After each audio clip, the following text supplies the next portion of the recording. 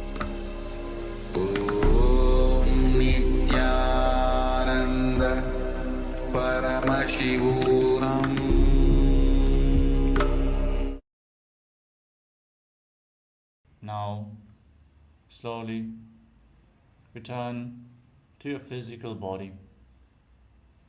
Start to wiggle your fingers and toes, rotate your wrists and your ankles, move your arms and legs, pull your knees up towards your chest and circle them with your arms,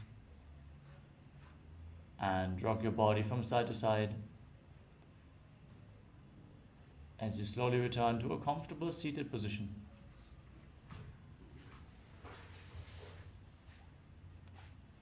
Congratulations, you completed the Pratama Vinyasa Karma, the first 108 asanas of KAILASA's Nithyananda Yoga. I want to thank all the Paramashivoham Level-1 participants for tuning in today for Nithyananda Yoga. And we hope to see you all again tomorrow. For now, get ready for the power manifestation, which is going to be blindfold reading, guided by the Acharyas.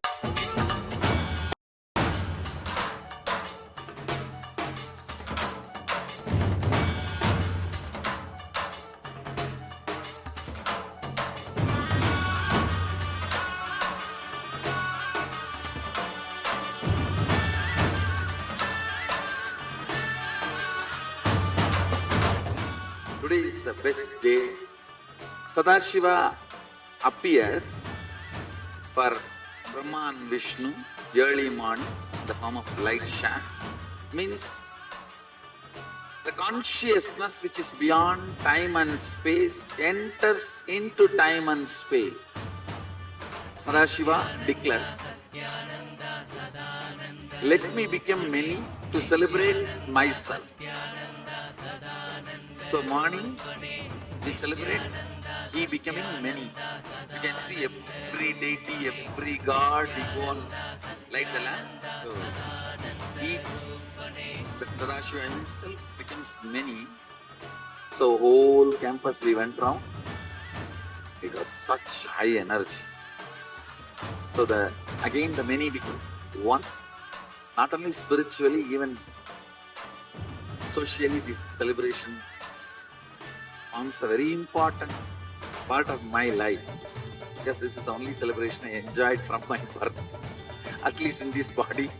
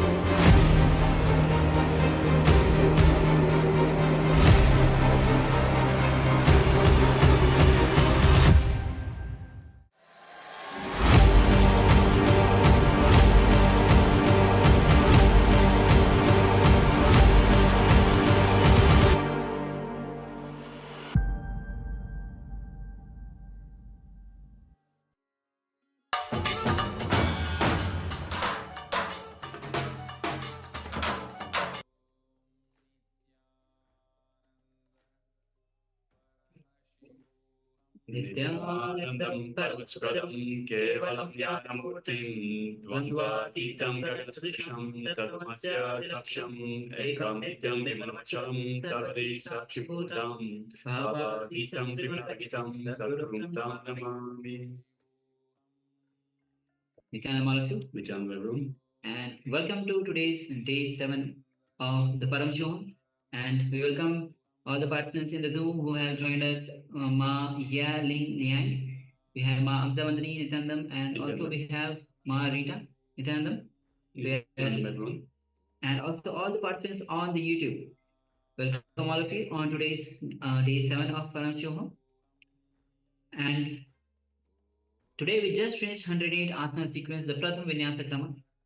So Just take a moment and share what is your experience of the Nithyananda Yoga. What breakthrough that you had today? Any asana, even if a small breakthrough that you had through one asana, you can share that as well. And how the yoga itself is reflecting in your life. Take a minute and go ahead and share. Meanwhile, we'll be getting ready for the power manifestation. So when we talk in terms of breakthrough, we're saying in, let's say, for example, in one asana, you were able to stretch further, you were able to go further, you were able to bend your body more, to feel the energy flow more. So any sort of breakthrough, anything that you felt you've done more than before, you have stretched more than before, you have pushed more than before. So let us know any breakthrough that you have had in terms of yoga. And of course, yoga is a very important part of the program itself, as it aligns the body to the cosmic will.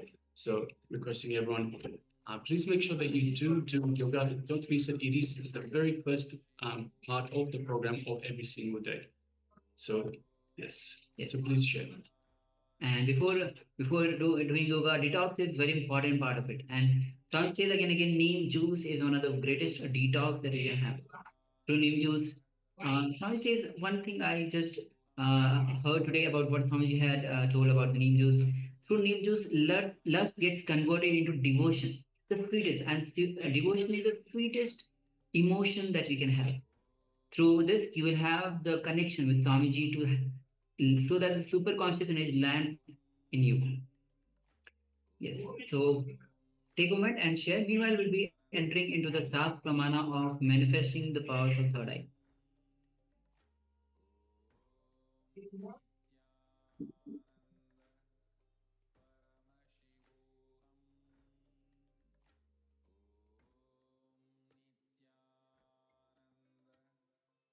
Yes, so the Shastra Pramana is the scriptural reference to manifest the powers of the third eye.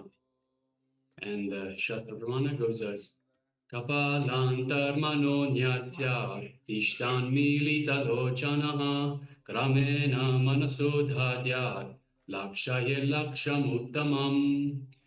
And the translation goes as by fixing the mind on the inner space within the crown center, sitting stably without any movement, having the eyes closed in succession by that stability of the mind and inner space. Through the power of the third eye, one directly sees the ultimate goal, Lakshyam, by having the vision beyond the sight that reveals any object or place, attaining the space of oneness with the source, Paramashiva. Yes. So with this, let's get ready to manifest the powers of third eye. We'll be projecting the image, and through the third eye, you'll be scanning the image and see what all details are being revealed to you, what Swamiji is revealing to you. So sit with your head neck spine in a straight line. Also, we have been joined by Ma Yan Hong, Nithyananda, welcome. Yes. So let's get ready to manifest this power of third eye. You can close your eyes. You can cover your eyes with a blindfold. And remember Swamiji in your inner space. The sweetest form of Swamiji that you cherish the most in your life, which is very close to you. Just remember Swamiji's form in your inner space and allow Swamiji's energy to flow through you. His love and compassion is filling your entire system. Every cell, all the trillions of cells are getting energized by his energy.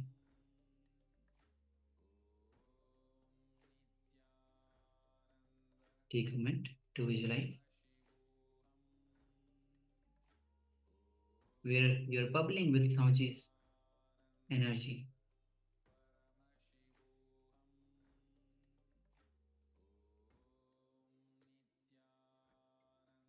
Now,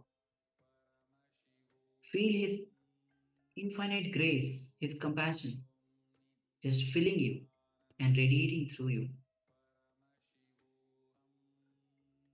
Gently bring your awareness to your Angya Chakra, the third eye.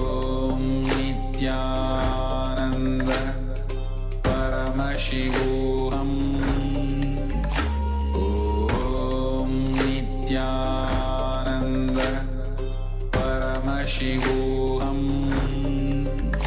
Om Nithyananda Paramashivoham Om Nithyananda Paramashivoham Om Nithyananda Paramashivoham Om Nithyananda Paramashivoham Om Nithyananda Paramashivoham Om Nithyananda Paramashivoham Om Nithyananda Paramashivoham Om Nithyananda.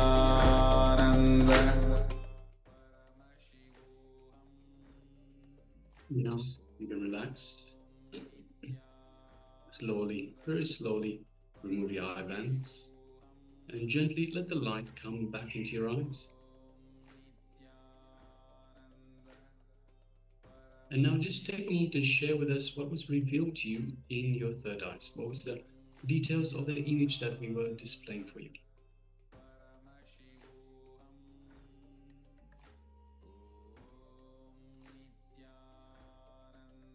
Please take a moment to recollect and share with us what was revealed to you in your third eye.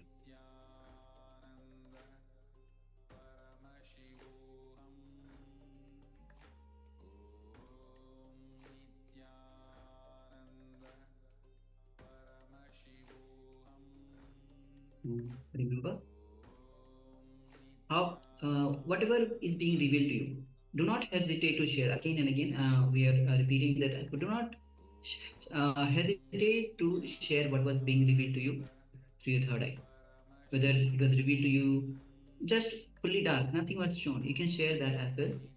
Or if you just saw one image, one visual, you heard as a sound, or multiple images were revealed to you, multiple details were revealed to you, any form you just saw, or you heard somewhere in the corner one particular type of form was there, whether it is animal, person, or any kind of object, anything that was revealed to you, go ahead and share. Remember that it is Swamiji who is manifesting through you.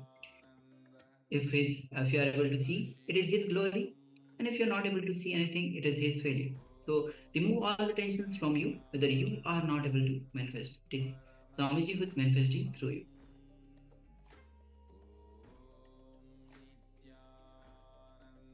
Yes, in the moment you understand that it is in fact Swamiji that manifests through you. So we are all Paramashiva, we are all part of Paramashiva. We are one with Paramashiva. But we forgot, we have so many limitations that society has imposed on us, so many patterns that because of these patterns, we are not able to fully reach these powers that of Paramashiva that are available, that should be available to everyone. They are available to everyone, but because of our limiting patterns, we have Swamiji in our lives to help us make this connection to Paramashiva. So it is through Swamiji that we manifest. In fact, it is Swamiji that manifests through us these powers of Paramashiva. So it is very important to understand that.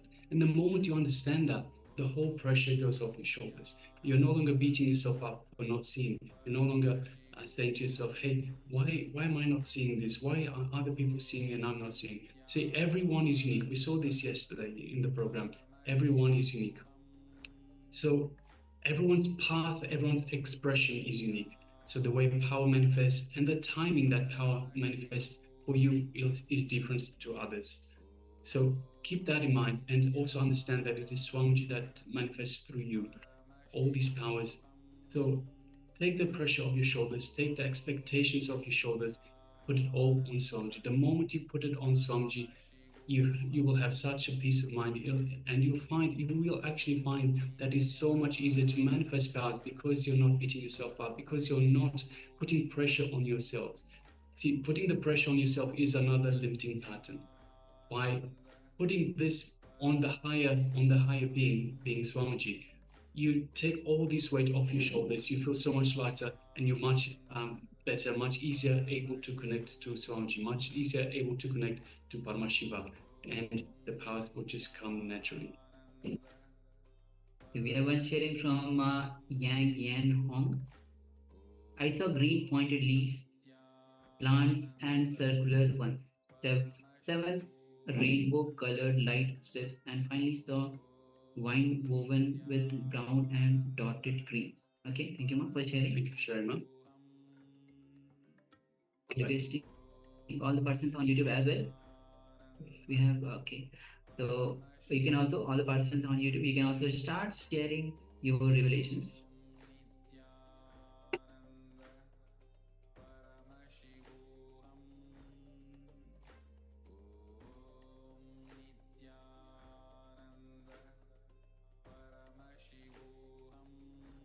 Alright, so now we'll be moving to the verification. We'll be projecting the image that we had shown before. Yes, as you can see, it's a picture of, you can see birds. You can see birds who are sitting in one kind of a rod stand, and totally 6 birds are visible, and the back is kind of a blur, but you can see clearly that it's a tree. So there are colors, you can see red, brown, yellow, white, gray, black, and green in the of the rod itself, and the picture, the trees, the sun is shining bright.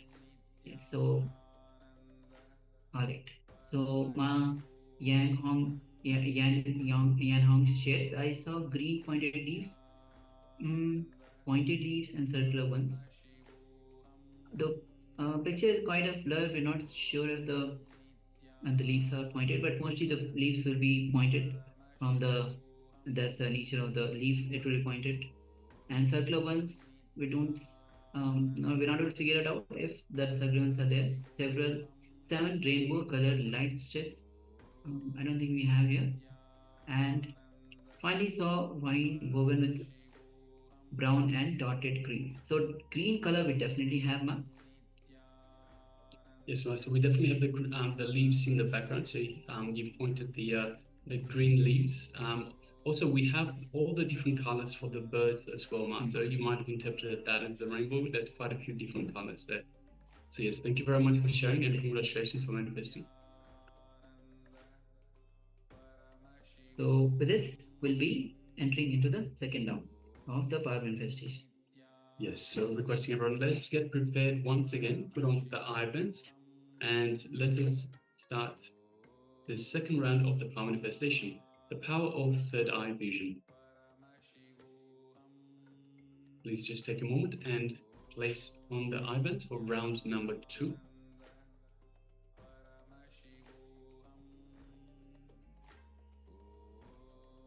Let us sit comfortably with the head, neck, and spine in a straight line. And let us unclutch from this previous round that we just had. Let's unclutch from what we have been reviewed in this previous round. Let's unclutch from any noise that might be happening around us. We'll just become a witness to anything and everything.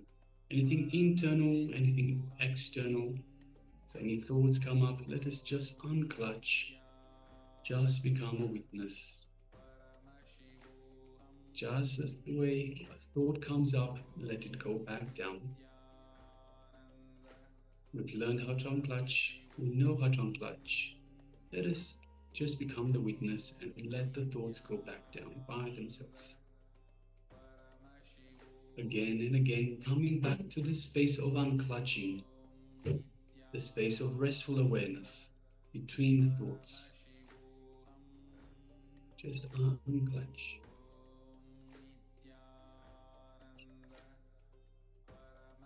Now let us move our awareness to our inner space, the Ananda Gandha, located just below the heart center. And let us visualize Swamiji's Murti or Swamiji's, our favorite image of Swamiji in our inner space. Whichever image you resonate with, whichever image you feel most connected to, visualize that in your inner space.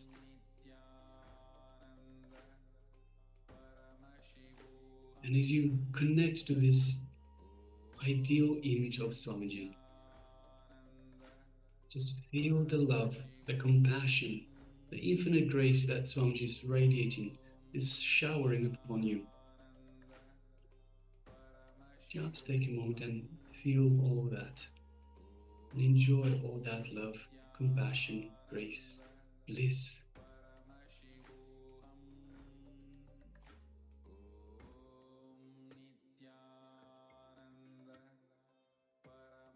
Feel the space of oneness with Swamiji as you feel his energy flowing throughout your entire body. His super conscious energy reaching out to every cell in your body. Every cell in your body is feeling alive, rejuvenated, healed. Just take a moment and feel all of that in your inner space, where it is just you and Swamiji in your inner space. Just you and Swamiji in oneness. Just know that you are one with Swamiji. From this space of oneness, let us just gently move our gaze to the third eye between the eyebrows, the Ajna chakra. And let us just lightly gaze into the third eye. Let's visualize Swamiji in our third eye, and just gently through our third eye, let us look into Swamiji's third eye. And as we do so, we feel a connection, an energetic connection that has built up from Swamiji's third eye to your third eye. Just feel that connection, that energy in your third eye, also known as the Ajna chakra.